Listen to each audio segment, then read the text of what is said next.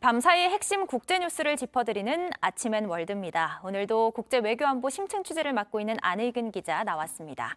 안의근 기자, 먼저 우크라이나 상황부터 살펴볼까요? 지금 협상과 폭격이 동시에 진행되고 있다고요? 네, 속도는 느리지만 양측 협상은 계속 진행 중입니다. 어제 우크라이나 수석 대표인 미하일로 포돌리아크 대통령실 고문이 트위터에 이런 내용을 올렸는데요. 주요 의제를 놓고도 규정 문제, 휴전과 철군 등이라고 했습니다. 아마도 우크라이나의 북대서양 조약기구 나토 가입 문제, 휴전과 러시아군의 우크라이나 영토에서의 철군 문제 등을 주요 의제로 다루고 있는 걸로 추정이 됩니다. 젤렌스키 우크라이나 대통령도 합동원정군 지도자 화상회의에서 우크라이나는 나토 회원국이 아니고 나토 가입이 불가능하다는 걸 알고 있다고 말했는데요. 양측이 이 문제를 집중적으로 논의하고 있다는 걸 시사한 것으로 보입니다.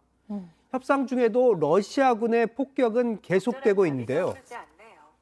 어제 새벽 키이우에서 최고 3차례의 강력한 폭발음이 들렸고 16층짜리 아파트가 불에 타는 모습도 전해졌습니다.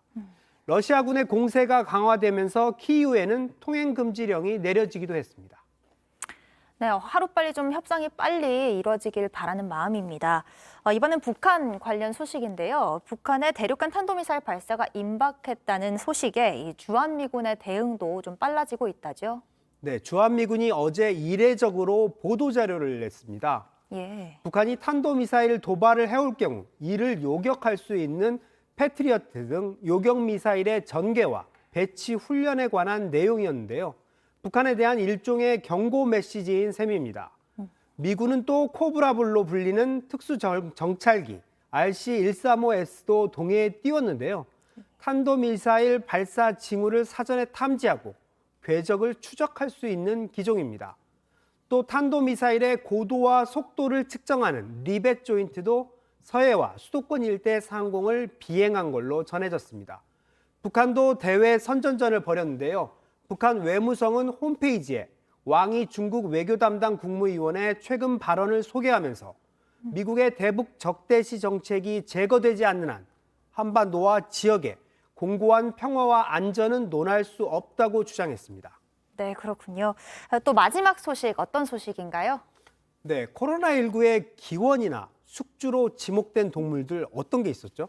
저는 박쥐가 제일 먼저 생각이 나고요. 그 외에도 좀 여러 동물들이 언급이 됐던 것 같습니다. 네, 중국 관영 매체가 이번에는 미국산 바닷가재를 겨냥을 했습니다. 바닷가재요? 예. 이 차이나 데일리 보도인데요. 2019년 7월 미국에서 전자담배와 관련된 폐렴이 발생했고 11월 미국산 바닷가재가 우한으로 수입이 됐고 이후 우한의 환안수산물 시장에서 집단 감염이 발생했다는 건데요. 다만 시간 순으로 사건을 나열했을 뿐 이번 어떤 상관관계와 인과관계에 따라 코로나19가 발생했는지는 설명하지 않았습니다. 이 보도는 2시간 만에 중국 웨이보에서 조회수 8천만 회를 기록하며 핫 이슈로 떠올랐습니다. 의혹이야 제기할 수 있겠지만 이런 문제는 과학적으로 정확한 근거가 제시돼야 다른 나라 사람들도 아마 설득할 수 있을 것 같습니다. 네, 그러게 말입니다. 네, 여기까지 듣겠습니다. 지금까지 안의근 기자였습니다.